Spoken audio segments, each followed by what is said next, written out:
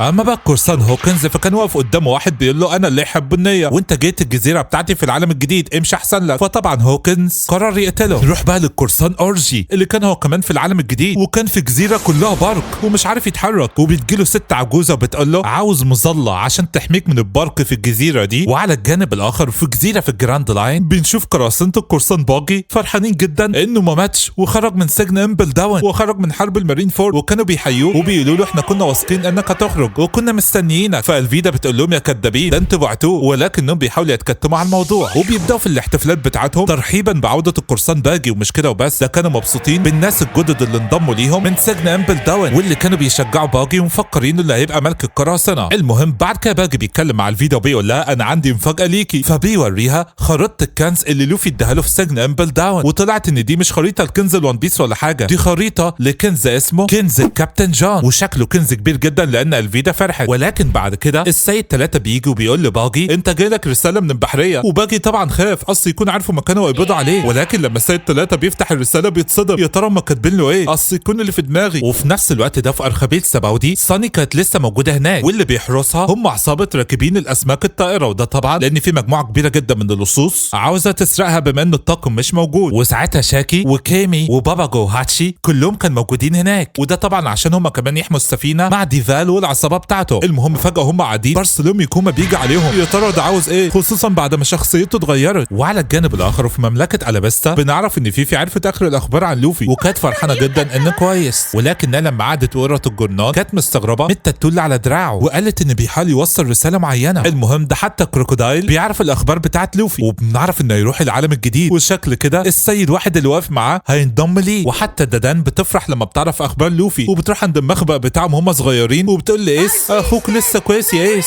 اركض في سلام. نرجع تاني لوفي اللي كان في السفينه بتاعت هانكوك ورجع تاني الامازون ليلي وبيقول لريلي تفتكر اصدقائي يفهموا الرساله؟ بيقول له طالما شافوا التاتو هيفهموها ودول اصدقائك فاكيد هيفهموك. وفعلا يا اصدقائي بنشوف تشوبر بعد ما قرا الاخبار بيفهم الرساله بتاعت لوفي وبيقرر يرجع تاني تاني ومش يروح لارخبيل سباودي، وحتى روبن فهمت الرساله. اما بقى في جزيره النساء التانيه فسانجي هو كمان فهم الرساله وبيقول هنفذ امرك يا كابتن. اما بقى اوسوب اللي كان لسه بيحاول يغادر الجزيره فبيشوف هو كمان اخر الاخبار وبيفهم الرساله. وحتى في جزيره السماء وزاريا نامي اللي كانت عاوزه تهرب وتخطف الراجل العجوز بتشوف الجرنان هي كمان وبتفهم الرساله وقررت تنفذ الامر. اما بقى في الجزيره الثلجيه بتاعت فرانكي فبعد ما فجر المختبر الاب والابن راحوا يطمنوا عليه وتلاقوه محروق بالكامل. وبرضه فرانكي بيشوف اخر الاخبار وبيفهم الرساله بتاعت لوفي. وحتى بروك اللي قبيله الازرع الطويله كانت حبساه في قفص عشان تقدم له الناس وياخدوا من وراه فلوس، لما بيجيبوا له الجرنان بيقرا الاخبار وبيفهم الرساله. اما بقى زورو واللي كان نايم وتعبان بسبب هجوم القرده فبيرونا بتقول له شفت اخر الاخبار وبتوري له الاخبار وهو كمان بيفهم الرساله. المهم بقى في الوقت ده القرصان لو بيقول للطاقم بتاعه احنا هنفضل واقفين في مكاننا دلوقتي ومش هنخش العالم الجديد، الدنيا مولعه فيه، خلينا نهدى شويه لحد لما هم يخلصوا على بعض. اما بقى القرصان اكس دريك فكان في جزيره ثلجيه في العالم الجديد وفجاه هو والطاقم بتاعه بيتفاجئوا ان في جليد بينزل من السماء عليهم واتضح ان الجليد ده بفعل شخص ما. وبعد كده بيلاقوا مدينه غريبه بتفتح ابوابها قدامهم فبيقرروا يخشوها وبيطلع لهم واحد وبيقول لهم الجزيره دي احد اليونكو الاربعه واللي اسمه كايدو بيحبها فمش مسموح ليكم تكونوا فيها. وده اللي خلى اكس دريك يتحول ويتقاتل معاه. وحتى سكراتش من ابوه كان في جزيره ما فيها خنازير كتير جدا قضى على واحد منهم، ولكن بيتفاجئوا ان في مجموعه كبيره جدا من الخنازير الوحشيه بتطارده هو والطاقم بتاعه، وده اللي خلاهم كلهم يطلعوا يجروا منهم وكانوا وصلوا المنحدر خلاص ومش عارفين يعملوا ايه، ولكن بيتفاجئوا انهم بيقدروا يمشوا على الهواء. هي ايه الجزيره الغريبه دي اللي بيمشوا فيها على الهواء؟ نروح بقى لطاقم القرصان بلاك بيرد اللي بيكون هو كمان في العالم الجديد وتحديدا في جزيره كلها حمم بركانيه وشكلهم منتظرين شخص ما، وبنعرف انهم مستنيين سفينه البحريه اللي هتيجي وتقبض على القرصان اللي هم قبضوا عليها. انت عارفين هم قبضوا على مين؟ اللي على راسها 100 مليون بري، جولاري بوني، وعاوزين يسلموها عشان ياخدوا 100 مليون بري او ياخدوا سفينه يبحروا بيها في العالم الجديد. في البدايه اللحيه السوداء بيقول لجولاري بوني لو هتتجوزيني ممكن اعفو عنك ومش هسلمك للبحريه، ولكنها ما بترضاش وبتهينه. المهم بعد كده سفينه البحريه بتوصل فعلا عشان تاخد بوني، ولكن المشكله ان الادميرال اكاينو هو اللي عليها، وده اللي خلى اللحيه السوداء لانه مش عاوز يخش في قتال دلوقتي يمشي هو والطاقم بتاعه. المهم فعلا اكاينو بيجي وبياخد بوني وبيقبض عليها. اما بقى فلامينكو فكان قاعد مع احد مسؤولين الحكومه بيقول له انا كنت هعدم جيكو موريا زي ما انت امرتني، ولكن في اخر لحظه اتلاقيته اختفى من قدامي، ولكن ما تقلقش جروحه خطيره جدا يعني احتمال يموت. وطبعا مسؤول الحكومه ده كان متضايق جدا وقال له كان لازم تنفذ الامر على اكمل وجه. نروح للجزيره اللي كان فيها تشوبر، كلهم بيتفاجئوا ان تشوبر رجع تاني وكان لابس قناع على وشه لان كان محروق يقول لهم ان هيرجع تاني وهيقعد معاهم بعد ما قرا الرساله بتاعت لوفي. المهم هم بيتفهموا الامر وبيقولوا له انت هتتعلم هنا عن جميع انواع النباتات الطبيه وهتبقى دكتور ممتاز، وبيدخلوه المكتبه بتاعت القريه اللي فيها كل الكتب الخاصه بالعلاج. وساعتها تشوبر بينبهر وبيقول انا لو فضلت هنا هقدر اعمل دواء لاي حاجه وهبقى دكتور ممتاز. وبيقرر يقعد في الجزيره دي عشان يتدرب ويبقى اقوى زي ما لوفي امره في الرساله المخفيه. نروح بقى لنامي اللي كلهم بيتفاجئوا انها بتقول لهم بدل ما هي هتهرب هي هتقعد هنا وهتتدرب هي كمان عشان تبقى اقوى زي ما لوفي امرها. وفعلا بتدخل بيت الراجل العجوز وبيقول لها لو انت فضلت هنا هخليكي تتعلمي ازاي تبقي ماهره في استخدام الطقس وهتبقي قويه جدا. وطبعا نامي هتنفذ امر لوفي وهتقعد في الجزيره. نروح بقى لفرانكي اللي كان جسمه كله محروق واعضائه الداخليه باينه بسبب الانفجار طبعا، والواد والابن خايفين منه، والمارينز كان بيحققوا مين اللي فجر مختبر فيجا بانك ولكن مش عارفين يوصلوا لاي معلومه. ولكن المفاجاه ان فرانكي بيلاقي مختبر لفيجا بانك تحت الارض مكان المختبر اللي هو فجره، وهو ده المختبر الرئيسي. وبياخد الاب والابن داخله وبيقول لهم انا بعد ما قريت الرساله بتاعت لوفي هفضل في المختبر ده اطور نفسي لان المختبر ده فيه كنوز الدنيا كلها، انا لو فضلت هنا هبقى اقوى زي ما لوفي عاوز ابقى اقوى. انا نفسي اعرف بس هو لوفي قال لهم ايه في الرساله المخفيه اللي عملها في المارين فور. نروح بقى لسانجي اللي كان قاعد مع ايفا بياكل وبتقول له انت ليه غيرت رايك وقررت تقعد هنا بعد ما قريت الجرنان؟ فبيقول لها انا وصل لي رساله من لوفي عشان كده انا هفضل هنا. وبيلاحظ ان طعم الاكل حلو وبيديله طاقه وممكن يقاتل دلوقتي. فبتقول له ايوه الاكل هنا بنطبخه بطريقه معينه، احنا عندنا اسرار الطبخ كلها، ممكن الاكل يخليك اقوى، ممكن يخليك اجمل، ممكن يخليك اضعف، ممكن يعمل اي حاجه. فبيقول لها ارجوك علميني الوصفات. فبتضربه وبتطلع له لفيفه وبتقول له دي فيها 99 وصفه بس لازم تستحق انك تاخدها لو انت عاوز تتعلم كل حاجه وتبقى اقوى. فبيتذكر كلام لوفي بيقول خلاص انا هبقى اقوى. فبتقول له في 99 بنت وحشه في الجزيره دي وكل واحده من بنات الوحشه دي معاها وصفه من الوصفات فلازم تهزمهم كلهم عشان تاخد منهم الوصفات. فسانجي بيتذكر كلام لوفي وان لازم يبقى اقوى قبل ما يتجمعوا كلهم، وفعلا قرر يعمل كده وبدا يشتبك مع البنات الوحشه دي اللي عاوزه تلبسه الفستان غصب عنه. والمعركه كانت صعبه جدا وحرفيا يا اصدقائي دول اقوياء بطريقه لا تصدق. نروح بقى لبروك اللي بعد ما فهم الرساله بتاعت لوفي قرر ان ينفذ ينفذ الامر ويبقى اقوى، وبيتحمس جدا وبيمسك جيتار وبيقعد يعزف اغاني محمسه جدا، والناس اللي كانت واقفه تتفرج عليه كانت بترقص من الحماس. شكله كده ناوي يتدرب جامد جدا. نروح بقى لروبن اللي الجيش الثوري فجاه لقاها غيرت رايها وبتقول لهم خلاص انا هاجي معاكم وهقعد في المقر الرئيسي بتاعكم عند دراجون عشان نتدرب وابقى اقوى. يعني قابلوه في اللي هيدربها، وطبعا هم مرحبين بيها لانهم بيحبوها اصلا وبيعتبروها انها تساعدهم كتير جدا في الخطط بتاعتهم. يعني بمعنى صح هي كمان هتنفذ كلام لوفي وهتقعد تتدرب وتبقى اقوى. اما بقى اوسوب فكان لسه بيجري وهيركليسيان كان بيجري وراه، واوسوب عمال يقول انا لازم ابقى اقوى، وايس فجاه بيقول لهيركليسيان ارجوك يا معلمي علمني، انا عاوز اتعلم وابقى اقوى. انت شكلك قوي جدا طالما انت قدرت تقعد على الجزيره اللي مليانه نباتات متوحشه وحشرات متوحشه. وفعلا هيركليسيان بدا يعلمه جميع انواع النباتات وبيعلمه كل حاجه، وشكل كده اوسوب هو كمان هيبقى اقوى تنفيذا لامر لوفي. نروح بقى لزورو اللي بيتذلل لمهوكو بيقول له ارجوك يا سيد مهوكو